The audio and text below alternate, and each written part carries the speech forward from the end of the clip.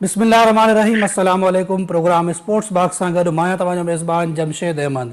नाज़रीन, ICC T20 world cup 2026 जा दिलचस्प मुक़ाबला हिन वक़्तु जारी आहिनि, जिते गुज़िरियल ॾियारे 2 मैचूं थियूं ऐं जेके एशिया जूं टीमूं आहिनि ॿई उन्हनि खे शिकस्त थी। श्रीलंका में श्रीलंका खे इंग्लैंड जे ख़िलाफ़ शिकस्त थी, जॾहिं त भारत खे ॾखिण अफ्रीका जे ख़िलाफ़ कल्ह सुपर 8 जी मैच में शिकस्त थी आहे। भारत खे हीअ मैच 76 रन्सुनि तां जेको आहे सो उन्हनि खे शिकस्त मिली, जंहिंमें जल्दी विकेटूं किरण खां पोइ डेविड मिलर ऐं डिवाल्ड ब्रेविस जेके आहिनि उन्हनि शानदार पार्टनरशिप क़ाइमु थी। 51 बालनि ते 97 रन्सूं उन्हनि स्कोर कयूं। उनखां पोइ हुननि वापसि न ॾिठो। उनखां पोइ जॾहिं बैटिंग ते आई इंडिया जी टीम, त इंडिया जा बि जेको आहे सो जल्दी आउट थी विया, पर उनखां पोइ को बि अहिड़ो प्लेयर जेको आहे ख़ातिर खां स्कोर न करे सघियो। जीअं हुननि जा जल्दी आउट थी विया, हुननि पार्टनरशिप क़ाइमु कई, पर जॾहिं भारत जा 3 खिलाड़ी जल्दी आउट थिया त उनखां पोइ जेका टीम आहे उहा संभिलजी न सघी ऐं 76 रन्सुनि ते हुननि खे शिकस्त थी। सो ओवरऑल हीअ जेके गुज़िरियल ॾियारे मैचूं थियूं या जेका अॼु मैच आहे ज़िम्बाब्वे ऐं वेस्ट इंडीज़, उन ते पाण ॻाल्हि ॿोल कंदासीं। ॻाल्हि ॿोल करण लाइ असांखे हिन वक़्तु टेलीफोन लाइ बल्कि वीडियो लिंक ते जॉइन कयो आहे सीनियर स्पोर्ट जर्नलिस्ट आहिनि अब्दुल गफ़ार साहब। सर अस्सलाम वालेकुम। वालेकुम अस्सलाम, बहुत बहुत शुक्रिया। सर क्या कहेंगे, कल हमने देखा कि 2 एशिया की टीमें थी, एक श्रीलंका दूसरी भारत, दोनों की शिकस्त हुई है और दोनों के ही होम ग्राउंड थे। क्या कहेंगे कल के दोनों मैचेस के हवाले से? जमशेद, मेरे ख्याल में जो पहला मैच हुआ उसमें तो सही मानों में ना अजीबो-गरीब किस्म की क्रिकेट हुई और मुझे लगता है कि दोनों टीमों के दरमियान मुकाबला था कि कौन सबसे ज्यादा बुरी बैटिंग करता है। और लेकिन आई थिंक फिल सॉल्ट के जो 60 रन थे उन्होंने बचा लिया इंग्लैंड को मुकम्मल तबाही से। लेकिन जो श्रीलंका ने बैटिंग की है, मतलब यकीनी तौर पर समझता हूं कि वो सेल्फ डिस्ट्रक्शन मोड था। यानी कि आप पावर प्ले के अंदर इस अंदाज से विकेट गंवा रहे थे जैसे आप 148 नहीं बल्कि 188 रन का हदफ का ताकुब करे। कोई जरूरत नहीं थी ऐसी शॉट खेलने की। मुझे नहीं समझ में आया कि श्रीलंका ने जो इतनी बड़ी अपॉर्चुनिटी का जाया की है, पता नहीं अब आगे चल के उनको सुपर 8 के लिए अब क्या करना पड़ेगा। लेकिन ये बहुत बड़ी अपॉर्चुनिटी जाया की है। जैसे आपने कहा कि अपने घर में आप खेल रहे हो, आप कंडीशंस को अच्छी तरह समझते हो, बारिश के इम्कानात नहीं थे, तो बड़ी ही अजीबो-गरीब टू बी ऑनेस्ट क्रिकेट हुई। लेकिन इंग्लैंड के लिए आई थिंक ये बहुत बड़ी जबरदस्त जीत थी, क्योंकि उनका सफर अब तक जो है ना डामाडोल रहा था। लोग समझ रहे थे शायद उनको बहुत ज्यादा जो है ना सुपर 8 में बड़ी टीम नहीं होंगे, लेकिन उन्होंने कहा नहीं भाई रुको, उनके पास बैटिंग में ठीक है, उनके पास ठहर कर खेलने वाले लड़के कम हैं, लेकिन एक चीज तो मानना पड़ेगी कि उनके पास इम्पैक्ट प्लेयर हैं। वो फॉर्म में नहीं है, अभी तक उनके प्रॉब्लम चल रहे हैं। बटलर हो, ब्रुक हो, इसी तरह उनके पास जितने मिडल ऑर्डर के अंदर ऑप्शंस हैं, थोड़ा सा मुझे लगता है कि एक दो प्लेयर उनकी बहुत ही नीचे बैटिंग कर रहे हैं। लियाम डॉसन, आपको याद है PSL में वो खेलते रहे हैं, उससे बेहतर ऑलराउंडर हैं कि उनको ऊपर खिलाया जाए। लेकिन इंग्लैंड को फुल क्रेडिट देना पड़ेगा और उनको इस विकेट ने सूट किया। मुझे लगता है कि आदिल रशीद और विल जैक्स अच्छे खासे बॉलर हैं और आगे चल के इंग्लैंड जो कि अब अपने मैचेस ज्यादातर खेलेगा सारे बल्कि इधर ही श्रीलंका में, तो उनको अब बड़ी अच्छी तरह टेम्पलेट का समझ में आ गया होगा। जहां तक आपने बात की भारत जनूबी अफ्रीका की, जमशेद मेरी अपनी जाती राय इस टूर्नामेंट के आगाज से पहले यही है कि South Africa will be the team to beat. New Zealand में भी वही क्वालिटी है, लेकिन न्यूजीलैंड को भी साउथ अफ्रीका ने कितनी बुरी तरह हराया। आपने देखा कि उनके खिलाफ जब मैच हुआ तो उनको आउट क्लास कर दिया रन चेज। बिल्कुल। सो साउथ अफ्रीका टीम के अंदर इनकी बैटिंग, इनकी एक कहते हैं ना एग्रेसिव अप्रोच, वो सिर्फ नाम की नहीं है कि वो बेसबॉल मशहूर है जिस तरह इंग्लैंड की बात करते हैं। उनकी अप्रोच आप देखो कि 20 पे 3 आउट थे और वहां से वो 188 कर गए, 187 कर गए। तो उनकी बैटिंग के अंदर क्लास भी है, उनकी बैटिंग के अंदर पावर हिटिंग का एलिमेंट भी है। और जहां तक भारत की बात है, मेरा जहां तक ख्याल है कि थोड़ा सा उनके जो नामी गिरामी यंगस्टर्स हैं ना, वो बड़े स्टेज पर मुझे लग रहा है दबाव का शिकार हो गए हैं। क्योंकि अगर आप विराट कोहली, रोहित शर्मा के दिनों को याद करें तो उनके आसपास ये टीम बन जाती थी तो बहुत कुछ छुप जाता था। बहुत दफा ऐसे हुआ कि भी बड़े मैचों में इनको जितवाया करते थे। तो ये बायलैटरल में बहुत बड़े बड़े कारनामे दिखा कर आ रहे हैं, इसमें कोई शक नहीं है। चाहे अभिषेक शर्मा की बात हो, तिलक वर्मा की बात हो, संजू सैमसन को अभी टीम में जगह नहीं मिल रही, उनकी भी बड़ी सेंचुरी है। लेकिन ऐसे लगता है कि बड़े स्टेज पर अपने घर में अपने ही जो एक कहते हैं ना होम ग्राउंड पर एडवांटेज है, वो डिसएडवांटेज बन गया है कि इनके लड़के हैंडल प्रेशर को नहीं कर पा रहे हैं। और कल की जो हार है उसने पूरे टूर्नामेंट को हिलाकर रख दिया है। क्योंकि एक तो आप हारते हैं चले नॉर्मल सा, जिस अंदाज से ये हारे हैं, जितना बुरा रन रेट हो गया है, आपको ही पता होगा, आप भी फॉलो कर रहे हैं कि अब तो सिर्फ जीत नहीं चाहिए, अब तो रन रेट भी इनको बेहतर बनाने की जरूरत है। तो मेरा ये ख्याल है बॉलिंग में इतनी बुरी परफॉर्मेंस इंडिया की नहीं थी, लेकिन उसमें कप्तानी क्या है, मैं जरूर बात करूंगा जमशेद के। आपने 20 पर जब 3 आउट कर लिए थे और उसके बाद मिडल ओवर के अंदर आपने देखा था साउथ अफ्रीका ने अपना जो अल्ट्रा एग्रेसिव अप्रोच है उससे मैच में कमबैक कर लिया था। आप बुमराह को फिर भी 17वें ओवर में लेकर आए, आप अर्शदीप को 16वें ओवर में 18वें ओवर में लेकर आए, तो आपने बहुत देर कर दी अपने मेन स्ट्राइक बॉलर को लाने में, और उनके स्पिनर्स भी अच्छी बॉलिंग नहीं कर सके।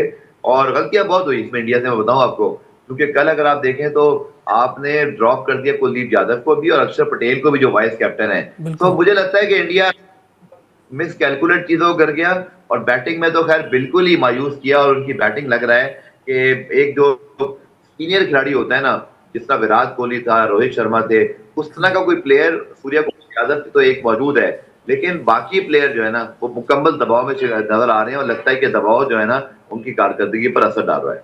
अच्छा सर, एक चीज आपने भी नोट की होगी कि साउथ अफ्रीका के जितने भी मैचेस हैं, अगर कनाडा के खिलाफ मैच देखा जाए, अफगानिस्तान के खिलाफ देखें, न्यूजीलैंड के खिलाफ देखें, कल भारत के खिलाफ देखें, या जो अब उनका अगला मैच है वेस्ट इंडीज के खिलाफ, वो तमाम के तमाम मैचेस एक ही ग्राउंड में अहमदाबाद में हो रहे हैं। तो क्या इससे भी थोड़ा एडवांटेज हासिल किया है साउथ अफ्रीका ने?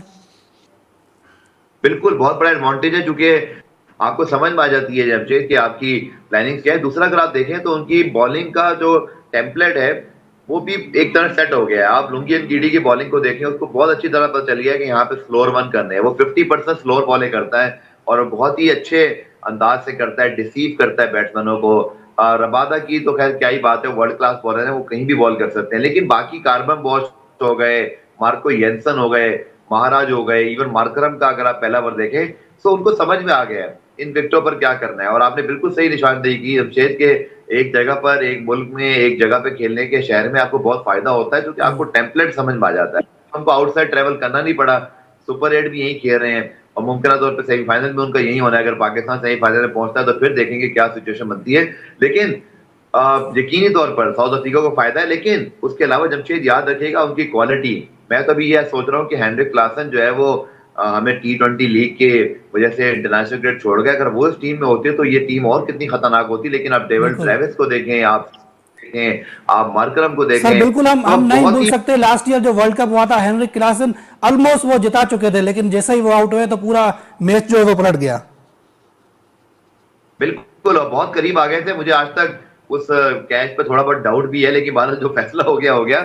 लेकिन मुझे लगता नहीं कि अफ्रीका इस बार इतनी अच्छा आसानी से यार, भारत वापस भारत जाने पे थोड़ा देगा। सा आते हैं, क्या लगता है भारत थोड़ा सा ज्यादा रिलाय करा है अपने ऑलराउंडर्स की तरफ, जिसकी वजह से भी उनको शिकस्त हुई है? शिवम दुबे देख ले हम, क्योंकि ये प्रॉपर आपके बॉलर्स नहीं है। दूसरी जानब अगर देखें साउथ अफ्रीका, तो उनके पास प्रॉपर बॉलर थे। तीनों ने, दोनों टीमों ने बल्कि तीन तीन विकेटें जल्दी गिरा ली थी अपनी अपोजिशन की, लेकिन उसके बाद जो संभलने का मौका था वो इसलिए मिल गया अपना साउथ अफ्रीका को, क्योंकि इनके पास प्रॉपर बॉलर नहीं थे, ऑलराउंडर थे। जबकि साउथ अफ्रीका को अगर देखें तो वहां पर उनके पास जो है वो प्रॉपर बॉलर थे, अगर एक बॉलर खत्म हो रहा दूसरा स्पेशल बॉलर आ रहा था।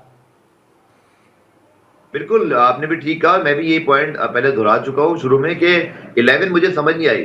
क्योंकि अगर आप देखें, अगर भारत की टीम भारत में जनूबी अफ्रीका के खिलाफ खेल रही है तो हमें तो ये समझ में आता है कि आप ठीक है, आईसीसी इवेंट है, आपको होम एडवांटेज उतना नहीं होता, लेकिन पिचों की बहरहाल एक खासियत तो रहती है ना। हर मुल्क की पिचों में एक चीज कदर मुश्तरक होती है कि वहां पे जो चीज चल रही होती है उसको सिर्फ थोड़ा सा बेहतर किया जाता है।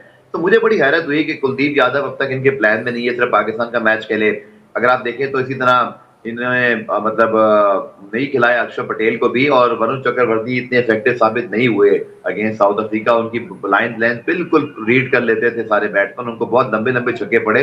तो मेरा ये ख्याल है कि इस बॉलिंग लाइन में एक आपने सही निशानदेही की कि शुभम दुबे अगर आते हैं तो वो उस तरह से कंट्रीब्यूट नहीं कर पाते। लेकिन आई थिंक जो उनके पास जो अर्शदीप और है जसप्रीत बुमराह, वो बहुत जबरदस्त बॉलर हैं। उनको कल दोबारा क्यों नहीं लेकर आए, मुझे ये समझ नहीं आई। कल अगर आप देखें, अगर आप इंग्लैंड का मैच देखें तो वहां अगर विल जैक सर, छक्के दे अगर रहे अगर थे वो तो दोबारा उनको, लेके भी आते तो फिर डेथ ओवर करने वाला कौन बॉलर होता फिर? सॉरी समझ नहीं पाया मैं। अगर वो आपकी, आप जैसे कह रहे हैं कि वो जसप्रीत बुमराह को थोड़ा सा जल्दी लेके आते, अगर वो जल्दी लेके आते तो फिर शायद उनको ये डर होता कि डेथ ओवर्स के लिए हमारे पास कोई बॉलर नहीं है।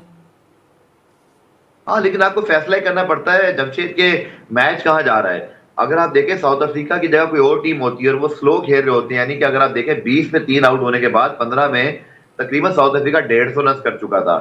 मैं समझता हूँ आपका सवाल इस लिहाज से ठीक है, बट अगर आप किसी ऐसे टीम के खिलाफ खेल रहे होते जो 120-30 से फंसी होती तो फिर आप तो सही था। लेकिन एक टीम ऑलरेडी आप देखें ना कि वो तो थोड़े से रन शॉर्ट हो गए, 10-15 रन, अगर थोड़ा सा मिलर और रुक जाते तो वो बहुत पिटाई करते।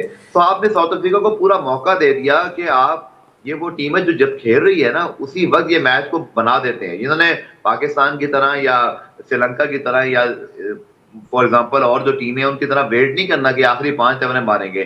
साउथ अफ्रीका को जमशेद अगर किसी टीम ने पकड़ना है ना इस वर्ल्ड कप में, तो उनको लगातार इनकी विकेटें लेनी पड़ेंगी। जिस टीम ने अगर ये गलती की ना जो कल सूर्य कुमार यादव ने की, क्योंकि बुमराह के 2 ओवर बाकी थे जमशेद, आप 100% एक ओवर लास्ट, उसके बाद आपके पास दूसरे बॉलर हार्दिक पांड्या वगैरह भी आपको बीच में आगे चल के मैच को कवर कर देते। लेकिन जो आपने बिल्कुल खुला छोड़ दिया ना कि जी आप खेलें, हम 17 ओवर में लेकर आएंगे इसे बुमराह को, साउथ अफ्रीका के खिलाफ ये हरबा नहीं चलेगा, क्योंकि वो और सर सारे बिल्कुल मैच हमने देखा कि मिडिल ओवर्स में उनके पास कुलदीप यादव भी नहीं थे। बहरहाल सर थोड़ी सी बात करेंगे मोहम्मद आमिर के हवाले से। आजकल वो नजूमी बने बैठे हैं, जो बात कहते हैं वो सही साबित होती है। क्या कहेंगे, क्या वाकई अब तो ऐसा लग रहा है कि अभिषेक शर्मा वाकई सिलागर है? हाँ, नजूमी तो नहीं, देखिए एक्सपर्ट हैं वो, चूंकि खुद क्रिकेट खेले हुए हैं, उनकी चले कल पुरानी कल बॉलिंग जब सर देखें। कल भी अगर वो जीरो पे आउट हो जाते तो फिर शायद इतनी बातें ना होती। लेकिन जिस तरीके से उन्होंने वो 12 गेंदें खेली हैं, 3 तो चले बाउंड्रीज आ गई, लेकिन उसके बाद बिल्कुल ऐसा लग रहा था उनको कुछ समझ नहीं आ रहा।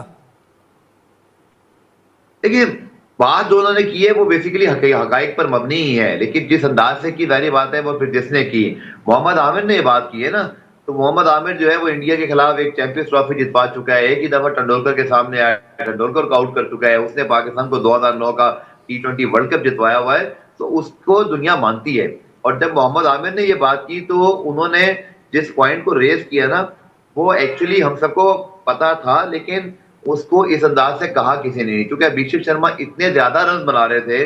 पर मैं ये समझता हूँ, देखें अब ये इम्तिहान यहाँ पर अभिषेक शर्मा का भी है। अगर वो वाकई वो वर्ल्ड क्लास खिलाड़ी है जिस तरह वो खेल रहा था आज से वर्ल्ड कप से पहले, तो उसका कमबैक कभी होगा तो वो फिर दुनिया को हैरान कर सकता है। लेकिन अब उसकी मेंटल टफनेस का यह अंदाजा है कि जब आप पे कोई ऐसी बात कर दे, फिर आप पे रन भी ना हो, तो आप बहुत दबाव में चले आते हैं। एक और चीज जमशेद, जो इस तरह का प्लेयर होता है ना, जो हैंड आई कोऑर्डिनेशन से सिर्फ पावर हिटिंग करता है, स्लॉगर जिसको आप कह लें या पावर हिटर कह लें, ये T20 में जरूरी भी है, उसने बहुत मैचेस जितवाए हैं। लेकिन ऐसा प्लेयर अगर एक मरतबा आउट ऑफ फॉर्म हो जाए ना, इसका कमबैक करना बड़ा मुश्किल होता है, कि इसका स्टाइल इतना रिस्की है कि हर बॉल पर रिस्क लेता है। अगर आप देखें कल भी जब वो आउट हुए तो वो आउट होने वाली बॉल नहीं थी, उन्होंने उसको हवा में खेल दिया और कैचिंग का पूरा चांस दिया। तो मैं समझता हूँ मोहम्मद आमिर ने जो बात की, मुझे ऐसे लगता है कि कहीं ना कहीं वो उनको तब बात पहुंची होगी, वो कहीं ना कहीं उस पर प्रेशर मुझे लग रहा है, उस बात का उन पर नजर आ रहा है। बट उसकी परफॉर्मेंसेज बहुत जबरदस्त रही हैं। लेकिन जैसे मैंने जमशेद शुरू में कहा था, जब आप इंडिया के मैच की बात कर रहे थे, ये सारे के सारे प्लेयर ना, चाहे वो तिलक वर्मा हो या बात करते हैं ईशान किशन की कल की बैटिंग, अगर आप देखें शॉट देखें, ये बड़े मैच के को, बड़े इवेंट को अब हैंडल नहीं कर पा रहे हैं। और यही चीज इंडिया की आगे चल सर के वेस्ट हमने तो इंडीज देखा था और ईशान किशन जिस तरीके से पाकिस्तान के मैच में खेले थे, वहां पर भी उन्होंने शुरू में चांसेस क्रिएट किए थे। अनफॉर्चुनेटली वो कैचेस नहीं हुए या थोड़े दूर जाकर गिरे थे। बिल्कुल अच्छे प्लेयर हैं, बहुत ही अच्छी फॉर्म के अंदर काफी रन करते आ रहे हैं। लेकिन अब बड़ा इम्तिहान उनका आएगा, क्योंकि दोनों मैचेस जीते भी हैं और बड़े मार्जिन से जीतने हैं। तो जो इनएक्सपीरियंस बैटिंग लाइन है बड़ी टैलेंटेड है, मैं जरूर कहूंगा, लेकिन बड़े मैच के लिए ना उनको उनके कोचेस को ना थोड़ा उठाना पड़ेगा, थोड़ा मेंटल टफ करना पड़ेगा, क्योंकि दबाव का शिकार दिखाई दे रहे हैं। दबाव यकीनन आप जैसे कह रहे हैं कि शायद कमबैक कर सके अभिषेक शर्मा, लेकिन अब मैनेजमेंट के का भी इम्तिहान होगा कि मजीद उसको चांस देते हैं या बेंच पर जो बैठे हैं संजू सैमसन अगले मैचेस में वो उनको खिला लेते हैं। क्योंकि भारत में एक मैच हारने के बाद जिस तरीके से उनकी वो होती है छित्रोल, तो शायद उसके प्रेशर में आके वो थोड़ी बहुत चेंजेस भी कर लें। सर पाकिस्तान की बात करेंगे, क्या लगता है कि वो जो न्यूजीलैंड के खिलाफ मैच जो है बारिश की नजर हो गया, उससे पाकिस्तान को फायदा हुआ या नुकसान हुआ, क्या लगता है?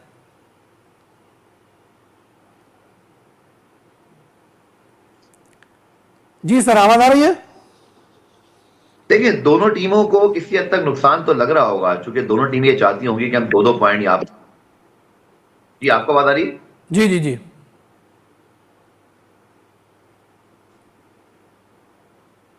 जमशेद, मैं कह रहा हूँ दोनों टीमें यकीन तौर पर पॉइंट तो लेना चाहती थी, क्योंकि आपको पता नहीं अगले 2 मैचों में क्या होगा। लेकिन पाकिस्तान को अगर आप देखें तो न्यूजीलैंड के मुकाबले में इंग्लैंड और श्रीलंका को हम हराने की ज्यादा पोजीशन में दिखाई देते हैं। ये मेरी अपनी राय है, क्योंकि न्यूजीलैंड की टीम पाकिस्तान को इस चैंपियंस ट्रॉफी में हराया था, जिस तरह उनका ऑर्डर पाकिस्तान के खिलाफ परफॉर्म करता है। तो मैं ये नहीं कह रहा कि हम कोई इतनी छोटी टीम है कि हम एक पॉइंट पर खुशियां मनाएं, लेकिन ये एक पॉइंट आपको बड़े काम आ सकता है अगर आप अगले दोनों मैचेस जीत जाओ, क्योंकि बहरहाल आपको मैचेस तो जीतने हैं, दोनों ही बिल्कुल। मैचेस, न्यूजीलैंड को भी जीतने हैं, पाकिस्तान को भी। तो उस लिहाज पॉइंट बड़ा काम आएगा। लेकिन खुदा ना खास्ता अगर आप कोई मैच हार गए तो ये जो पॉइंट आपने लूज किया ना, फिर ये आपको वर्ल्ड कप से बाहर भी कर सकता है। अच्छा सर, नेक्स्ट मैच में क्या लगता है कौन सी तब्दीलियां हो सकती हैं? क्या बाबर आजम को उसी 4 नंबर पे मौका मिलेगा या फिर कोई और प्लेयर आकर खेलेगा उनकी जगह?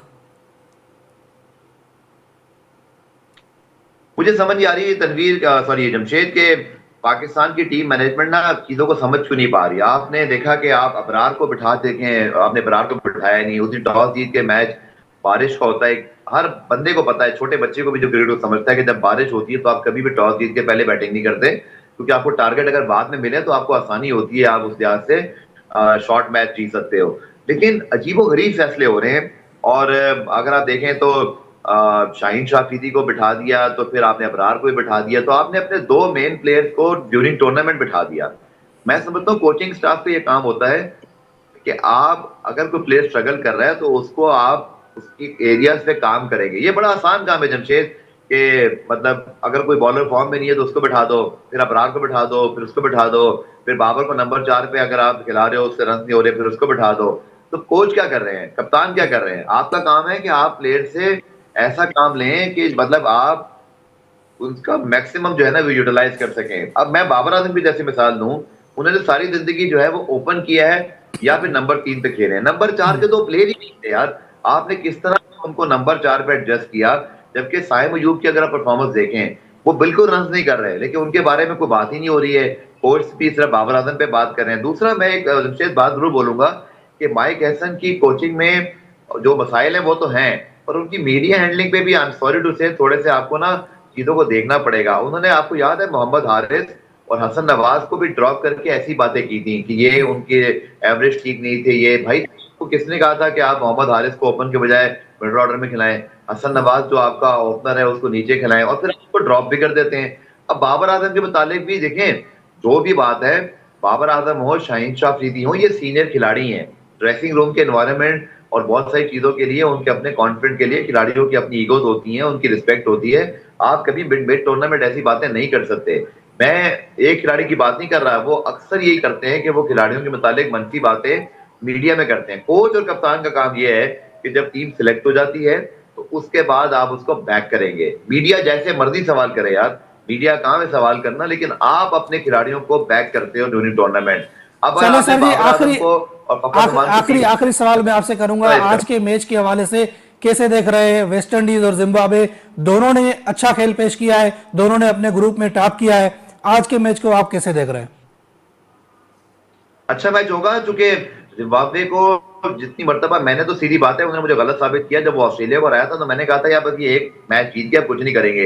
लेकिन जब उन्होंने श्रीलंका को भी हराया तो मैं मजबूर हुआ जाती तौर पे ये मतलब रिज्यूम करने पर कि नहीं भाई, इस टीम को आपको बहुत सीख देना पड़ेगा। उनकी परफॉर्मेंस ये कह रही है स्टिल के सुपर 8 में शायद जिम्बाब्वे को कोई मैच जीतना इतना आसान नहीं होगा, क्योंकि उनके ऊपर अब लोग जरा सीरियस होकर, जब ऐसी टीम ना आप थोड़ा सा खतरनाक लगती है तो उसको जब ज्यादा सीरियस ले लो तो फिर आप उसको हरा देते हो, क्योंकि फिर आप अलर्ट रहते हो। बट स्टिल आई फील के वेस्ट इंडीज हो या आगे चल के इंडिया हो, साउथ अफ्रीका हो, जिम्बाब्वे के खिलाफ सबको अच्छी कारकर्दगी दिखाना पड़ेगी। जो मिडल ऑर्डर है ना जमशेद वेस्ट इंडीज का, बहुत खतरनाक है, क्योंकि रॉबमन पावल, हेटमायर, इसी तरह उनके पास जो शर्फेन रदरफोर्ड मौजूद हैं, वो बहुत ही जबरदस्त किस्म के मिडल ऑर्डर बैट्समैन है। जिम्बाब्वे का वही स्टाइल है सर कि अगर उन्होंने टॉस जीत के पहले बैटिंग की, 160-70 बना लिया और फिर उन्होंने डिफेंड करने के लिए विकेटें कुछ निकाल ली, बट इसके अलावा कुछ हुआ तो जिम्बाब्वे को मुश्किल पेश आ सकती है। तो आई एम श्योर कि अच्छा मैच होगा, लेकिन वेस्ट इंडीज को डेफिनेटली मैं फेवरेट कहूंगा। बहुत शुक्रिया सर जी, अब्दुल गफार साहब प्रोग्राम में वक्त देने के लिए। नाज़रीन हिते वक्त आहे शॉर्ट कमर्शियल ब्रेक जो, मिलूं था ब्रेक खां पोइ।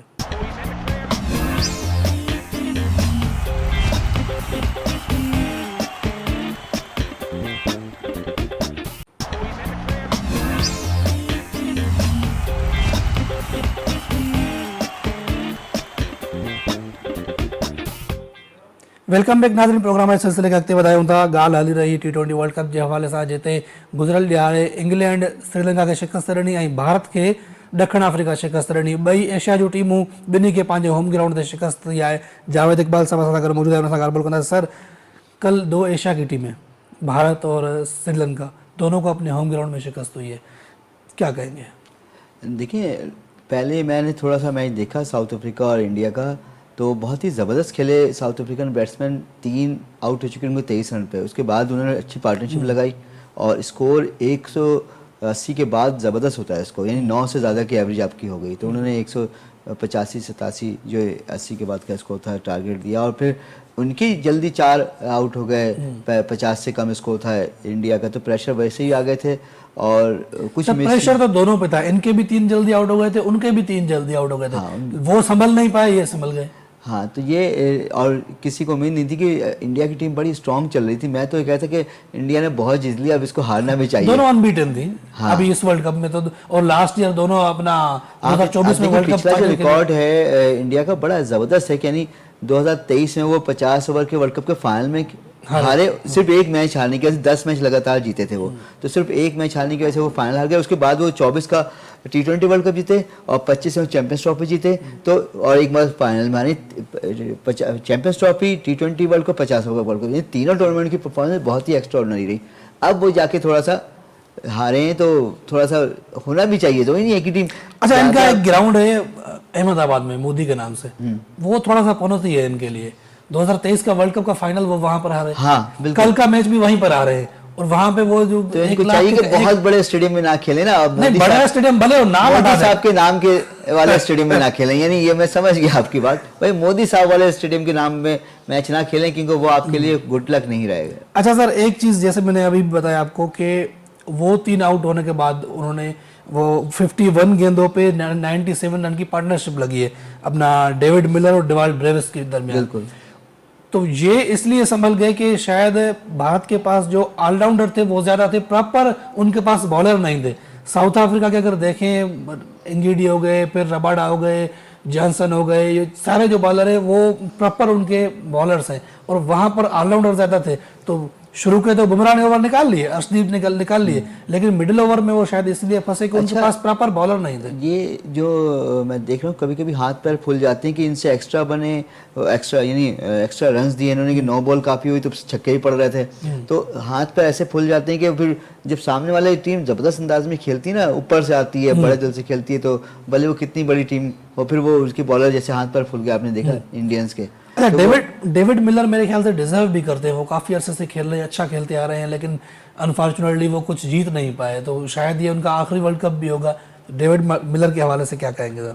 यकीनन वो उनकी ख्वाहिश भी होगी और उनके साथी खिलाड़ियों की ख्वाहिश होगी। डेविड मिलर अपने जो करियर का एंड है T20 में, वो एक जीत बड़े ट्रॉफी के टाइटल के साथ करें। हर खिलाड़ी की ख्वाहिश होती है कि वो जाते जाते अपनी टीम के उस पार्ट बने कि वो लोग याद रखें, और टाइटल को लोग याद रखते हैं। भले वो आप जैसे इंडिया ने 10 मैच जीत लिए 2023 के वर्ल्ड कप में, एक हार गए तो उसको कोई याद नहीं रखेगा, भले वो एक हारे, लेकिन टाइटल जीता ऑस्ट्रेलिया ने, लोग उसको याद रखेंगे। तो टाइटल जीतना बड़ी बात होती है, और यही होगा अगर डेविड मिलर अपनी परफॉर्मेंस से टीम को टाइटल जितवा जाएं और आखिर तक ये चलते रहें, फाइनल तक अपनी किनारे पे लगवा दें अपनी किश्ती को। सर, हमेशा हम वर्ल्ड कप में आपको मिस करते हैं, आप कहीं ना कहीं बाहर चले जाते हैं किसी मुल्क में जहाँ वर्ल्ड कप हो रहा होता है, तो इस बार आप हमारे साथ हैं। श्रीलंका भी आप गए हैं, वहाँ पे जो वेदर है वो, अब जहाँ पर पाकिस्तान के मैचेस होने हैं, कैंडी है, कोलंबो है, तो कैसे वेदर सिचुएशन क्या होती है? क्योंकि पहला मैच तो हमारा बारिश की नज़र हो गया, दूसरे मैच में कुछ क्या लगता है? सुनने में आ रहा है बारिश होगी, कि कंफर्म नहीं है, लेकिन पहला अब देखिए इसका कभी कभी उन टीमों को जिनको 1-1 पॉइंट मिले उनको एडवांटेज मिल सकता है, कभी डिसएडवांटेज हो सकता है, उनको विन ही चाहिए था। अच्छा, न्यूजीलैंड की टीम देखते हुए, क्योंकि उनके खिलाफ हमारा मैच वॉश आउट हुआ है, तो 1-1 पॉइंट मिला है, तो क्या लगता है कि अच्छा हो हमारे लिए या फिर ये लोग इसमें वो कदरे काफी कहेंगे कि यार चलो काफी है, ठीक है, कुछ 1 पॉइंट तो मिला ना, और हम 0 पे नहीं गए उनके खिलाफ, तो 1 पॉइंट मिल गया। इससे पहले कि हम हार जाते, अगर स्ट्रॉन्ग टीम काफ़ी चल रही थी वो। अच्छा, श्रीलंका का आपने पूछा था, मैं आपको बताते चलूँ कि श्रीलंका में थोड़ी सी भी गर्मी होती है ना, हफ्ते वहाँ बारिश आती है, तो वहाँ देखिए अभी फरवरी चला है लेकिन बारिश हो रही है दबा के। पिछला मैच भी जब पाकिस्तान इंडिया का, उसमें भी चांस था, बारिश का खैर हुई नहीं, लेकिन वहाँ इसलिए हरियाली बहुत है, टूरिज्म में भी इसलिए बहुत है। मैं 2011 वर्ल्ड कप में 1 महीने रहा हूँ, तो हम लोग आए दिन वहाँ पे बारिश देखते रहे, लेकिन गरीब मुल्क है, बहुत ही कम आबादी है, लेकिन तालीम की शरह वहाँ 98% है। तो सफाई सुथराई बहुत है, बारिश का पानी कहीं रुकता हुआ नजर नहीं आता है कि बारिश आती है तो पानी आता है, और ज़्यादा बारिश ज़्यादा पानी आता है, बारिश आती है लेकिन पानी कहाँ जाता पता नहीं लगता है वहाँ पर। अच्छा सर, मोहम्मद आमिर उन्होंने बयान दिया अभिषेक शर्मा के हवाले से, उन्होंने कहा वो तो एक स्लैगर है, जस्ट खामखा आप लोगों ने हवा बनाया हुआ है, और वर्ल्ड कप जैसे ही शुरू हुआ वो 3 मैचेस में 0 पे आउट हुए, कल के मैच में 12 गेंदों में 15 रन किए उन्होंने, और उसमें भी वो 3 तो बाउंड्रीज थी, बाकी जिस तरीके से वो स्लैगिंग करते नजर आए, ना उनको समझ आ रही थी बल्ला कहाँ से जा रहा था और बॉल कहाँ से जा रही थी, तो क्या कहेंगे, क्या मोहम्मद आमिर वाकई अब नजूम बन गए? क्योंकि उन्होंने उनकी 3-4 बातें सही हुई है। एक तो अभिषेक शर्मा के हवाले से, फिर उन्होंने कहा अपना भारत हार जाएगा मैच साउथ अफ्रीका से, वो भी हो गया। अब उन्होंने कहा है कि भारत जो है वो सेमीफाइनल में भी नहीं पहुंचेगा। हारने के बाद तो अब यही लग रहा है कि भारत सेमीफाइनल में उसके इम्कान बहुत कम हो गए हैं, क्योंकि वेस्ट इंडीज अगर ऊपर से आ गई और अच्छे जैसे 2016 के वर्ल्ड कप में खेली थी वैसे ही खेल गई तो फिर मुश्किल है उसको हराना, क्योंकि काली आंधी कभी भी चल सकती है। तो वो पहले तो उन्हीं का दौर था, उसके बाद दूसरों का दौर शुरू हुआ। हमेशा मैं देखता हूँ 2012 और 16 में ये T20 में तो यही छाए हुए थे। और इनका एक दौर था जो सबको याद है, ये पहले यही लोग थे, वेस्ट इंडीज कहीं जाते थे, बैटिंग हो बॉलिंग हो ऊपर ही रहते थे, इनका अपर हैंड रहता था। तो अभी इन पे जवाल आया, बारी बारी मैं देखता हूँ हर टीम पे जवाल आ रहा होता है। जैसे इतना बुरा मुझे सबको हैरत हुई खासतौर पर ऑस्ट्रेलिया के बाहर होने पे कि यार कैसे जिम्बाब्वे हमारा अच्छा दौर कब आएगा? हमारा उम्मीद है कि आ जाएगा, अगर खिलाड़ी बड़े दिल से खेलें और वो 90s वाले लोग हों, बड़े दिल। 90s वाले क्यों ला रहे हैं बार बार? अब तो वो चले गए। बॉलर भी थे ना यार अच्छे। देखें बॉलिंग भी तो थी ना, सिर्फ बैटिंग तो नहीं थी उस वक्त। तो इन लोगों ने भी बहुत सारे ट्रॉफीज जीती हुई है अपना इंडिविजुअल। शाहीन शाह अफरीदी को पता नहीं कितने आईसीसी के अवार्ड्स मिले ये वो, लेकिन जब आईसीसी का टूर्नामेंट आता है तो फिर उनको पता नहीं क्या हो जाता है। टीम कलेक्टिव एफर्ट नजर नहीं आती है, वो नजर आएगी तो कहीं हम टाइटल जीतेंगे ना। एक ही मैच में 4-5 लड़के चल जाएं, 3-4 चल जाएं, वो नहीं चल के दे रहे। एक आग कोई चल रहा होता है, कभी फिर नहीं चल रहा होता है, बॉलर बैटिंग कर रहा है और बैट्समैन बॉलिंग कर रहा है, ये आप देख रहे हो। अच्छा, बाबर आजम का मुस्तकबिल आप कैसे देख रहे हैं T20 क्रिकेट में? क्योंकि पहले वो ओपनर थे, फिर वो 3 नंबर पे आए, अब वो 4 नंबर पे आ रहे हैं, अब वो सिचुएशन के हिसाब से आते हैं, कभी उससे पहले शादाब खान आ जाते हैं, बाबर आजम वैसे ही बैठे रहते हैं। बाबर आजम का मेरे ख्याल से T20 अब खत्म कर देना चाहिए चक्कर, बस हो गया बहुत। क्योंकि जब उन्होंने 2024 के वर्ल्ड कप में अमेरिका में उनकी कैद पाकिस्तान टीम 119 रन नहीं बना सकी, तो उसके बाद तो उनको मौका नहीं मिलना चाहिए था बिल्कुल T20 में। ऐसे खिलाड़ी को जो चाहता है कि उसकी टीम टोटल 140 रन हो 120 बॉलों पे, तो ये कैसी क्रिकेट है? मैं तो समझ नहीं आती। और इसको बार-बार क्यों मौका? थोड़ी देर पहले आपने कहा ये इंडिविजुअल गेम नहीं, ये कलेक्टिव गेम है, तो फिर बाबर आजम ने ही हराया था। बाबर आजम अगर 40 बॉलर खेल खिलाफ हुए थे, 40 बॉलर 45 रन कर जाए तो 3 हिस्से की एक हिस्सा तो वो खेल रहा है। तो भाई अभी यंग्स का गेम है, यंगर्स का गेम है, उनको मौका दो। हारना है ना उन्हीं को लेके आओ, उनको कुछ एक्सपीरियंस तो मिलेगा, तजुर्बा तो मिलेगा ना कि साइम अयूब चलें। साइम अयूब है इस वक्त, वो बॉलिंग में तो अच्छा कर रहे हैं, बैटिंग में मुसलसल वो फ्लॉप है, तो बाबर को क्यों ना दोबारा ट्राई किया जाए जो ओपनर? यार आप ख्वाजा नाफे को कर लेना, आपको क्या जरूरत है बाबर आजम को बार बार ट्राई करना? बाबर आजम ने कौन सा एक सिर्फ इंडिया का मैच, कराची वाला लेके आते हैं बार बार। बाबर नहीं, ख्वाजा नाफे भले कराची का, लेकिन यंग लड़का है, अच्छा है, टैलेंटेड है, उसको चांस मिलना चाहिए। अच्छा, क्या चेंजेस होनी चाहिए नेक्स्ट मैच में इंग्लैंड के खिलाफ? हम कैसे मैदान में उतरे? मेरी नज़र में बाबर को, जिससे हम बात करें, उनको आराम दें। बहुत उन्होंने काम कर लिया, अब उनके आराम का वक्त है, उनको आराम देना चाहिए। जैसे एक फिल्म में होता है ना, असलम भाई आप आराम करें, आपने बहुत काम किया, अब बाबर भाई आप भी आराम करें, आपने बहुत कुछ कर लिया, भले किया और नहीं किया, लेकिन हम कहते हैं कर लिया आपने, अब थोड़ा आप आराम करें, ख्वाजा नाफे को खिलाया जाए। और मेरे ख्याल मेन तभी ख्वाजा नाफे अच्छा है, देखिए पावर है ना उसके हाथों में, आफरीदी जैसा, तो उसको खिलाएं। क्यों नहीं आप खिलाना चाहते आफरीदी जैसे लड़कों को, जो अच्छी पावर हिटिंग करे, जो हार्ड हिटिंग करे, जो बड़े शॉट मारे, जो ग्राउंड शॉट नहीं चलते यार। एक मैच खिलाया था उनको, तो और खिला देना यार। अच्छा चले सर, थोड़ी सी बात करते हैं PSL के हवाले से। PSL में एक फ्रेंचाइज है रावलपिंडी, अब उन्होंने अपना नाम रखा है पिंडीज। 390 में एक हैदराबाद किंग्समैन बन गई, हैदराबाद ह्यूस्टन, पता नहीं क्या पूरा नाम, हैदराबाद आप गए उस तकरीब में, हैदराबाद उस तकरीब के बारे में थोड़ा बताएं, क्या मजा था? तकरीब इंतहाई बदनज़मी का शिकार थी। मैंने लोगों ने तो बड़ा एंजॉय किया, जो वीडियोस हमारे पास आ रही है, लेकिन मुख्तलिफ तरीके से वो उस दिन वहाँ ड्रोन शो होना था, वो भी नहीं हुआ। वो प्रोग्राम शुरू होना था 6 बजे और रात के 10:30-11 बजे शुरू हुआ। हम लोग कराची से वीडियोस आ रही हैं जो हवा में ऊपर आसमान में वो जो बन रहा है लोगो वगैरह, ड्रोन शो, वो नेक्स्ट डे हुआ था। अच्छा, नेक्स्ट डे? तो उस दिन नहीं हुआ था जी, उस दिन नहीं हुआ था, नेक्स्ट डे किया था। तो ऐसा क्या मसला था? उस दिन आप कर देते और क्या उसके हो जाते? आप चीज़ों को ऑर्गेनाइज नहीं कर पाते। इवेंट अच्छा हुआ, हैदराबाद के लोग बहुत खुश थे, मुझे अच्छा लगा। काफी अरसे बाद और वहाँ पर वहाँ कोई अरसे बाद कोई वहाँ नियाज स्टेडियम में कोई एक्टिविटी हुई, वहाँ भी तो चाहते हैं लोग, क्रिकेट के शौकीन वहाँ भी बैठे हैं, वो बड़े खुश थे कि हमारे शहर के नाम की टीम खेल रही है, वो ओन करेंगे उस टीम को। वो कहते हैं हम पहले कराची और कोयटा को अपनी टीम समझते थे, अब हमारी टीम आ गई है, और साइम अयूब खासतौर पर उसमें, तो वो बड़े खुश हैं साइम अयूब के आने से। तो और बहुत सारी चीज़ें जहाँ बदनज़मी का शिकार हुई, फिर वो सारे लोग जो है वो उनको बहुत दूर रखा गया था। जब तकरीब शुरू होती 6 बजे का टाइम था, जो शौकीन थे क्रिकेट के ख्वाल थे वो 4-5 बजे से आए हुए थे, और उनको बहुत परेशानी हुई अंदर आने में। तो वो परेशानी कम की जाए, लोगों को चीज़ों को ऑर्गेनाइज करें, जो टाइम दें उस पर आधा 1 घंटा लेट शुरू करें, ना कि 4 घंटे 5 घंटे आप लेट शुरू कर रहे हैं। तो हम लोग भी कराची से गए हुए थे, हम वहाँ 5:30 बजे पहुँच गए थे, लेकिन 10:30-11 बजे शुरू हुआ, हम 3 बजे वापस कराची आए, जो प्रोग्राम 6 बजे शुरू होना था। तो अच्छा, दूसरा है कि हैदराबाद की एक टीम आ गई, सबको खुशी है, वहाँ मैच भी हो तो और ज़्यादा खुश होंगे, मेरी एक ख्वाहिश अच्छा, है। आप अभी तो आप ग्राउंड से हो, क्या है जी। कितना काम रहता है अभी इस ग्राउंड में? वहाँ हैदराबाद में जो अगर 10,000 लोग भी आते हैं ना स्टेडियम में, तो वो घिचपिच हो जाता है, नहीं बहुत मसाइल पैदा होते हैं, इसको तो उनका क्लियर फ्लड करना लाइट चाहिए। थी वहाँ पर? फ्लड लाइट नहीं था, फ्लड लाइट में नहीं नहीं है, तो मैच शायद हो तो दिन में ही हो पाए, लेकिन अरीब करीब के रास्ते बहुत सारे बंद कर दिए थे। चले नेशनल स्टेडियम में होता है ऐसा, लेकिन चीज़ों को ऑर्गेनाइज करने की जरूरत है कि उसको अगर आपने देखा चले सर, पिंडीज का हैदराबाद रेस्टोरेंट का नाम उन्होंने इसलिए रखा, एक और चीज़ पहले बता दूं फिर पिंडीज पे आता हूँ, कि उसके फवाद सरवर उसके ऑनर है वो। सर वो तो आपकी बात सही है, लेकिन हैदराबाद किंग्समैन, ह्यूस्टन किंग्समैन, अलग अलग नाम होते हैं। कह रहे हैं हैदराबाद से मुझे बड़ी मोहब्बत क्यों? है, और मेरा दूसरा जो एक शहर जिससे मुझे मोहब्बत है वो ह्यूस्टन है, अमेरिका का, टेक्सास। तो वहाँ की लीग में वहाँ का तो नाम वहाँ, हालांकि वो कराची वालों को, पाकिस्तान वालों को अच्छा नहीं लगेगा ना हैदराबाद और ह्यूस्टन का नाम, लेकिन उनकी ख्वाहिश है कि उनके उस शहर से वो बने।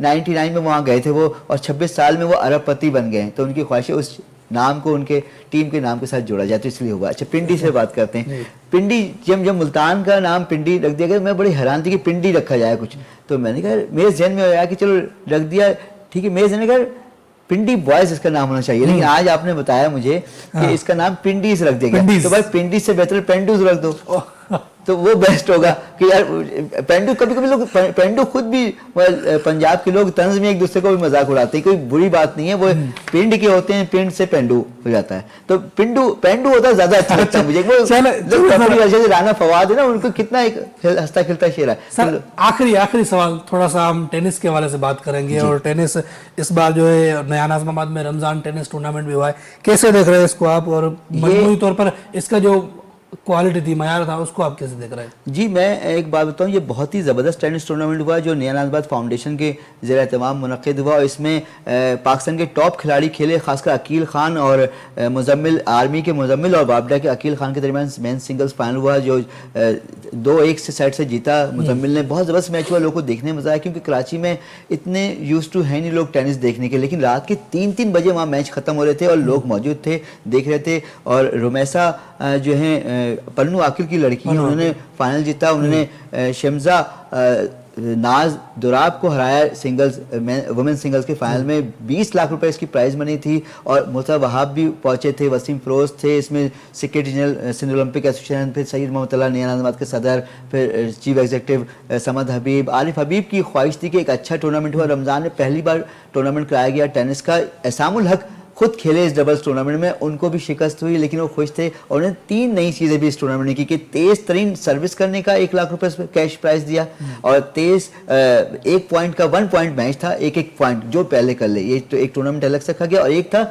टारगेट, रैकेट से बॉल मारनी थी, एक बोतल रखी थी उस पर, तो वो 2-3 राउंड में, लेकिन एक लड़का था अकील खान ने 1 पॉइंट टूर्नामेंट जीता, और जीता एक शोएब ने लड़का ने जीता तेज़ तरीन सर्विस का, और जो वो था टारगेट का वो शायान आफरीदी पेशावर की, यानी मुल्क से लोग आए थे, बड़ा एंजॉय किया लोगों ने, और वहाँ पे जो फैसिलिटीज़ है उसको देखा, और इस तरह के इवेंट होने चाहिए। 8 दिन टूर्नामेंट चला। आपने एक नाम लिया रोमेसा मलिक जी, क्या ये इस बात की तरफ इशारा है कि खवातीन का टेनिस की तरफ आना, अब थोड़ा सा टैलेंट आ रहा है पाकिस्तान में भी? बिल्कुल आपने सही बोला है कि खवातीन खेलना चाहती हैं, लेकिन ये खेल, सच बात ये कि महंगा है। और कहा जाता है कि बर्गरों का खेल है, क्योंकि महंगा खेल बर्गरों की पहुंच में होता है। खासकर पैडल आप देख रहे होंगे इन दिनों बर्गर ही खेलने, उन्हीं की इसमें मेला लगा होता है। और ज्यादातर गोल्फ भी है, पैडल है, टेनिस है, कुछ ऐसे खेल हैं जो छाप लगी बर्गर खेलते हैं, क्योंकि महंगा बॉलर बहुत है, मुतवसत तबका, गरीब तबका उससे काफी दूर है। कुछ चंद एक पहुंच जाते हैं। गोल्फ में भी हालांकि कैडिस खेलते हैं, टेनिस में भी इस तरह कुछ लोग। अकील खान बहुत अमीर आदमी नहीं है, लेकिन पिछले 10 साल, कई सालों से खेल रहे हैं, 10 बार तो कौमी चैंपियनशिप जिन्होंने जीती, तो जबरदस्त इवेंट रहा है। लेकिन इसमें ये कि हमें गवर्नमेंट को या फेडरेशन को फैसिलिटेट करना पड़ेगा। सर वही मेरा सवाल था अगला आपसे कि पाकिस्तान टेनिस फेडरेशन जो है वो क्या कर रही है इस वक्त? अकील खान से मेरी रोजाना बात होती थी इस हवाले से। टूर्नामेंट में रोजाना गया हूँ, रोजाना मैंने कवरेज किया। अकील खान बड़े ही एनर्जेटिक है। खुद वो यूएस ओपन टेनिस टूर्नामेंट का फाइनल खेल चुके 2010 में, 11 में रोहन बोपन्ना उनके पार्टनर थे डबल्स में।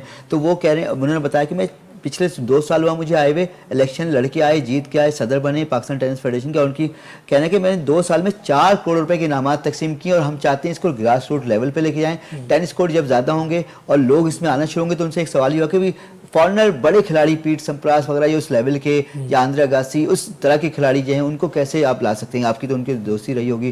तो उन्होंने कहा वो आ जाएंगे, लेकिन ऐसा नहीं कि उनके सामने सिर्फ 50 अफराद उनको मैच देखने के लिए हों। तो जब लोगों का शौक बढ़ेगा, और हमें स्पॉन्सर से बातचीत हो रही है, हम जरूर उनको लाएंगे, लेकिन हमारी शौक बढ़ाना है। इंफ्रास्ट्रक्चर बढ़े, लोगों का इंटरेस्ट इसमें, इंफ्रास्ट्रक्चर तब बढ़ेगा जब गवर्नमेंट सपोर्ट करे, सिटी गवर्नमेंट या सूबाई गवर्नमेंट जो भी हो वो। और ये हमारे पास स्पेस है, लेकिन उसको यूटिलाइज सही होना चाहिए। अब देखें आपके सामने कश्मीर रोड पर टेनिस कोर्ट को पैडल कोर्ट तब्दील कर दिया गया, उसका अरीना भी पैडल कोर्ट बना दिया गया। तो जहां से इनकम ज्यादा हो रही है, सब वहीं भागम दौड़ लगी हुई है। टेनिस में भी उन्होंने कहा कि और अकील खान आने चाहिए, मुझ पे ही ना गुजारा करें, अब मुझे भूलें और नए कहें। उनकी भी यही कोशिश है। अब उन्होंने कहा, मुर्सा वहाब ने उन्हें बात की है, और कराची में एक बड़ा टूर्नामेंट अक्टूबर में कराने का ऐलान किया, बेनज़ीर भुट्टो शहीद टेनिस टूर्नामेंट के नाम से। तो जिसमें इंटरनेशनल खिलाड़ियों की भी बात हो रही है कि वो भी आएंगे और बड़ा टूर्नामेंट होगा। उन्होंने कहा कि 2-3 टूर्नामेंट यहाँ बैक टू बैक होंगे अक्टूबर नवंबर में। ये मुर्सा वहाब ने उनसे बात की, और वो भी बड़े विलिंग है कराची में स्पोर्ट्स एक्टिविटी हो, और ताकि लोगों का शौक बढ़े और मुख्तलिफ खेलों में जाएं लोग, कि ना कि बोरियत हो, कुछ एक्टिविटी ना हो। जी बहुत शुक्रिया जावेद साहब प्रोग्राम में वक्त देने के लिए। और हम उम्मीद करते हैं कि हमारे पास और ऐसा मुलाकाएं और अकील खान आए जो पाकिस्तान का नाम रोशन करे। नाज़रीन वक्त हुआ है शॉर्ट कमर्शियल ब्रेक, जो मिलूँ था ब्रेक कहाँ पे।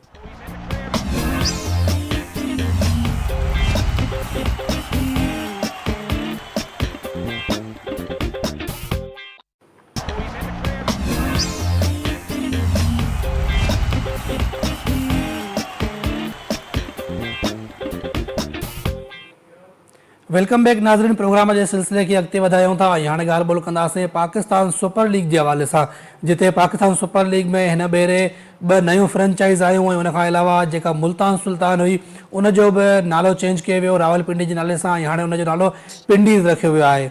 2 फ्रेंचाइज़ जेके आहिनि, हैदराबाद किंग्समैन हुजे या पिंडीज़ हुजे, उनजा त मामला सही पिया हलनि, पर जेका टी फ्रेंचाइज़ आहे सियालकोट स्टेलियंस, हुन जे हवाले सां कुझु हिन वक़्तु ख़बरूं गर्दिश करे रहियूं आहिनि, छो जो हुनजा 3 खां 4 मालिक हिन वक़्तु साम्हूं अची रहिया आहिनि। उन्हनि मां हिकु मोहम्मद शाहिद असां सां गॾु हिन वक़्तु वीडियो लिंक ते उन्हनि असांखे जॉइन कयो आहे।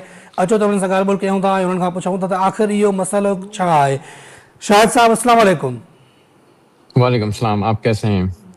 अल्हम्दुलिल्लाह ठीक ठाक। शाहिद साहब क्या कहेंगे, इस वक्त कुछ इश्यूज आ रहे हैं सियालकोट स्टीलर्स की तरफ, जब हम देखते हैं कि पार्टनरशिप के हवाले से आपके हवाले से आप ये कह रहे हैं कि आपके पास जो है वो 75% जो है वो शेयर्स हैं, लेकिन पीसीबी हो या फिर हमजा मजीद साहब हो वो इस बात को डिनाई कर रहे हैं। तो क्या आपके पास कोई इसके हवाले से कोई सबूत या कोई ऐसी चीज़ है?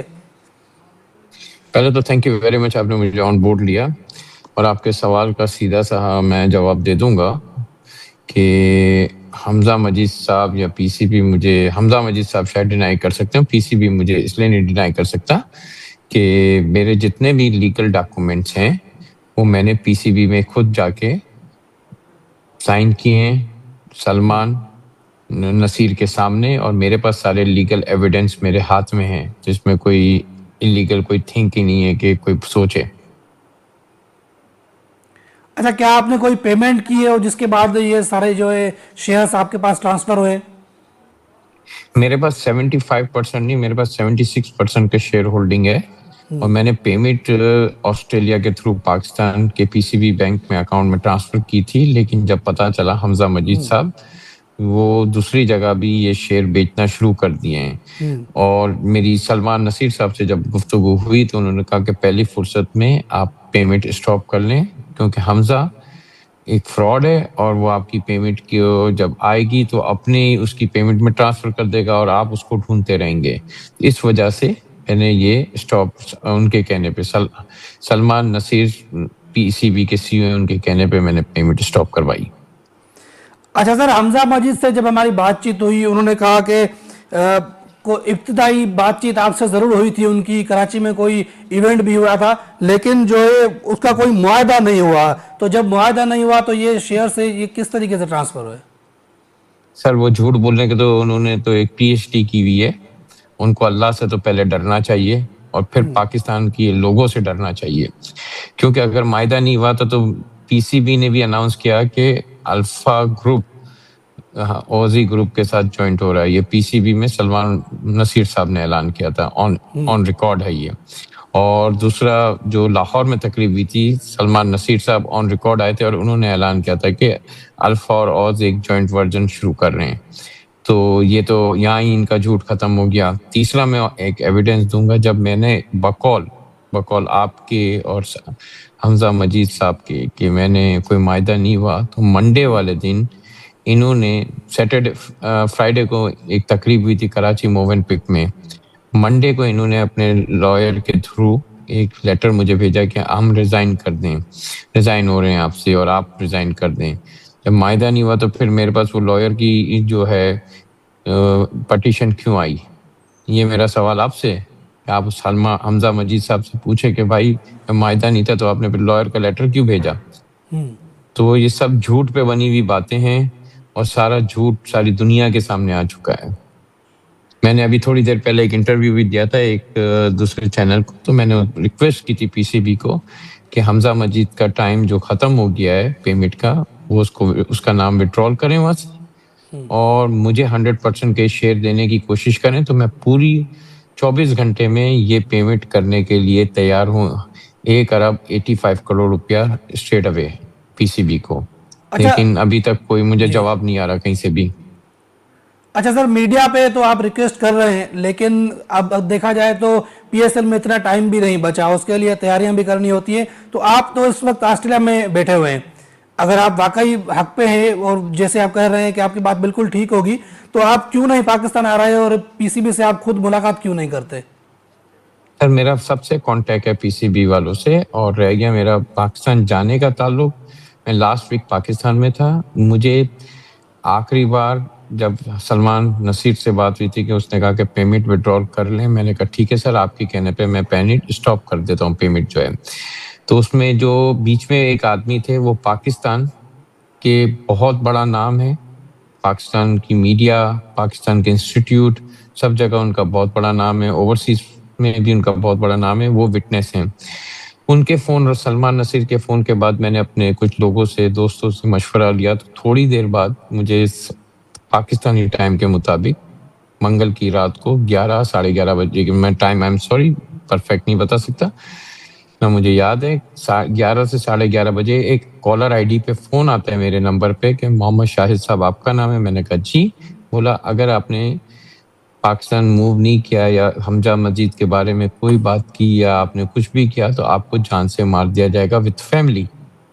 इतना बड़ा थ्रेड। उसने कहा कि हम आपके इर्द गिर्द हैं और आपकी पूरी मूवमेंट चेक कर रहे हैं, आप अभी भी जो बात कर रहे हैं आप यहाँ खड़े हुए हैं। तो मैंने कहा कहाँ पे खड़ा हूँ? तो उसने मुझे लोकेशन बताई कि मैं इस जगह पे खड़ा हूँ। तो मैं तो ओवरसीज पाकिस्तान हूँ, पाकिस्तानी, और 27 साल बाद पाकिस्तान आया हूँ, तो मैं तो वैसे ही डर गया कि मैंने कहा वाकई इंसिडेंट्स पाकिस्तान में होते रहते हैं। तो जिसने मुझे पूरी लोकेशन बता दी कि आप अभी इस टाइम पे इस कपड़े और अपनी बीवी के साथ खड़े हुए हैं, तो मैंने कहा सर मुझसे आप चाहते क्या हैं? तो बोला बस अब आप चुप हो जाएं वरना आपको मार दिया जाएगा। उसने फोन रखा, मैंने एक और दोस्तों को फोन किया, उन्होंने कहा फर्स्ट अवेलेबल फ्लाइट लें और चले जाएं। तो मैं ऑस्ट्रेलिया वापस आ गया। अगर पाकिस्तान गवर्नमेंट मेरी हेल्प करती है, पीसीबी हेल्प करती है कि मैं पूरी टीम ले लूं, तो मैं आने के लिए तैयार हूँ। फुल सिक्योरिटी मुझे पाकिस्तान गवर्नमेंट सिक्योरिटी प्रोवाइड करते, मैं आ जाता हूँ। आज की तारीख मैं अभी की फ्लाइट लेके आ जाता हूँ। मुझे क्या, मेरा अपना मुल्क है, लेकिन हमारे मुल्क में भी इंसिडेंट्स ऐसे हो चुके हैं, इसलिए मुझे भी डर लगता है, मेरी भी फैमिली है। सर बिल्कुल, ये तो आप बिल्कुल जो है हैरान कुन इंकशाफात कर रहे हैं। अच्छा सर, आपका अगर मुआवजा लीगल था तो उसके अब ये खबरें आ रही है कि कोई तीसरी पार्टी है 98% शेयर अब उसको बेचे जा रहे हैं, तो अब उसको कैसे बेचे जा सकते हैं जबकि आपके पास उसके राइट्स वगैरह है? तो अगर ऐसा कुछ होता है तो फिर आपका क्या लायबल होगा? सर पहला तो मामला ये है कि हमजा मजीद साहब ने जब मुझे बेची थी ये 76%, उन्होंने पहले भी किसी को बेची थी, उसके बाद एक और को बेची थी, फिर मुझे बेची। अब मेरे बेचने के बाद वो एक और को बेचें जिसकी तस्दीक वसीम अकरम साहब ने कहा कि मोहम्मद ये आपके शेयर्स बेच रहे हैं किसी और को, वहां से भी तस्दीक हुई। और फिर एक अमेरिका की पार्टी है जो मैं नाम नहीं लेना चाहता, उनको भी 90% बेचने के लिए तैयार थे, उन्होंने भी डिसऑन कर दिया। अब 98% की खबरें चल रही हैं कि ये किसी को बेच रहे हैं। इनका बिजनेस ही ये फ्रॉड करना। He is a really a foolish make a people in a foolish. Is not a businessman, he is a fraud, extremely a fraud man. इसलिए अगर ये स्टॉप नहीं किया गया, मैंने पीसीबी को भी रिक्वेस्ट की है कि आप अपफ्रंट आए और ये मायदे को खत्म करें। मैं अभी मेरे लॉयर्स कल इंशाल्लाह ताला कोर्ट में केस फाइल कर रहे हैं और पूरी कोशिश है कि हम स्टे ले लेंगे इसके ऊपर, डेफिनेटली। बहुत शुक्रिया मोहम्मद शाहिद साहब। नाज़रीन सां गॾु हिन वक़्तु वीडियो लिंक ते ऑस्ट्रेलिया मां जॉइन कयो हुयो। उन्हनि जी दावा आहे मोहम्मद शाहिद साहब जी त हू जेके आहिनि हू पार्टनर आहिनि सियालकोट स्टालियंस जा, ऐं जेके शेयर आहिनि हमज़ा मजीद उन्हनि खे उन्हनि जे हवाले कया आहिनि, पर हिन वक़्तु के ॿिया नवां पार्टनर पिया अचनि। सो उमेदु आहे त हीउ जेको इशू आहे पाकिस्तान सुपर लीग में, पाकिस्तान सुपर लीग जे नए एडिशन शुरू थियण खां अॻु में ई, बल्कि हिन फ्रेंचाइज़ जे कंहिं मैच थियण खां अॻु में ई हिन क़िस्म जा इशूज़ था अचनि त हीअ जल्द खां जल्द सॉल्व थियनि ऐं पाकिस्तान सुपर लीग जेका आहे उहा बिल्कुलु सही तरीक़े सां जारी और सारी रहे। इन सां ई असांजे प्रोग्राम स्पोर्ट्स बॉक्स जो वक़्तु पंहिंजी पुॼाणी ते पहुतो। ईंदड़ प्रोग्राम ते ॾींदा इजाज़त। अल्लाह हाफ़िज़।